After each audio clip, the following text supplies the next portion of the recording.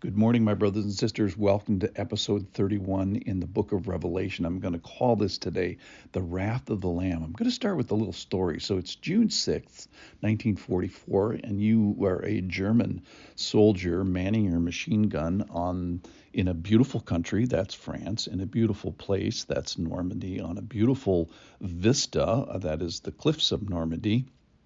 And it's a beautiful spring morning and the mist is rising and you're having a little breakfast and you look out as the mist clears and what do you see? You see 6,939 Allied ships coming from England to invade the continent of Europe.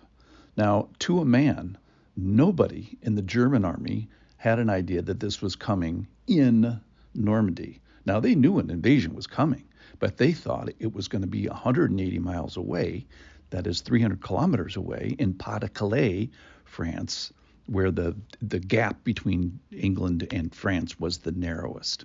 So everybody was surprised. They had no idea that the Allied invasion, how they hid 6,939 ships, is a story for another day.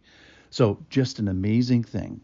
Similarly, today, nobody should be able to say, oh, golly, I didn't know that this was coming, because God goes to great trouble to tell us that the wrath of the Lamb is coming. So we should listen to this.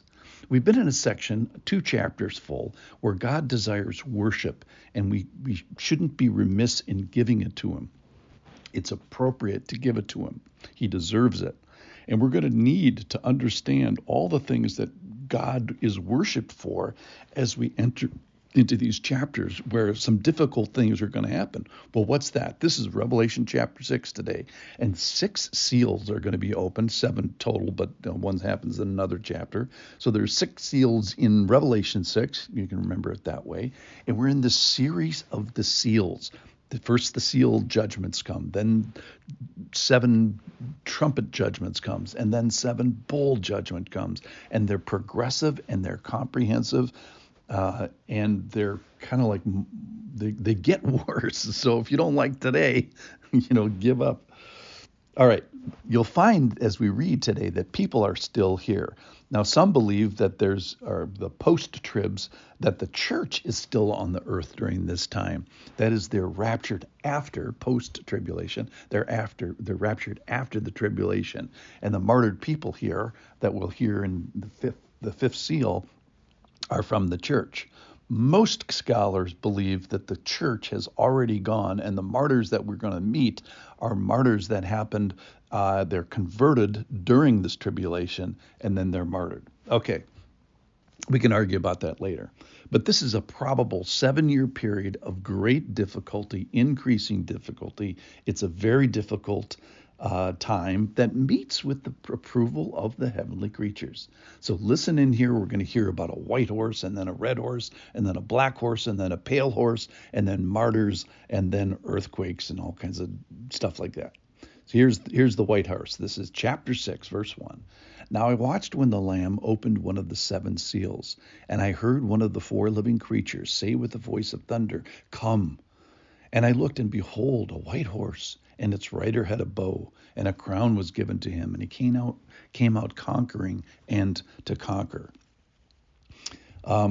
So this rider, perhaps it's Jesus, perhaps it's the Antichrist. Scholars argue the big reason that it could be Jesus is in Revelation 19. A very specific white horse with a very specific rider comes out with the word of God in his mouth, with flaming eyes, and treading the white press of fury of the wrath of God. And that one almost certainly is Jesus. This one may or may not be. But he's coming to conquer, and all kinds of bad things are happening. All right, next is the red horse. Verse 3, when he opened the 2nd seal, I heard the 2nd living creature say, "Come," and out came another horse, bright red. Its rider was permitted to take peace from the earth, so that people should say to one another, and he was given a great sword. So this is the war in the middle tribulation. And then verse 5, a black horse. When he opened the 3rd seal, I heard a living creature say, "Come," and I looked, and behold, a black horse, and its rider had a pair of scales in his hand. And I heard what seemed to be a voice in the midst of the four living creatures saying, a quart of wheat for a denarius and 3/4 of barley for a denarius. So there's this food scale that he brings out, and there's scarcity and of some things and not scarcity of other things. So it's a local limited famine period. And then verse 7, when he opened the fourth seal, so death and a writer in Hades, and he's given authority over 1/4 of the earth.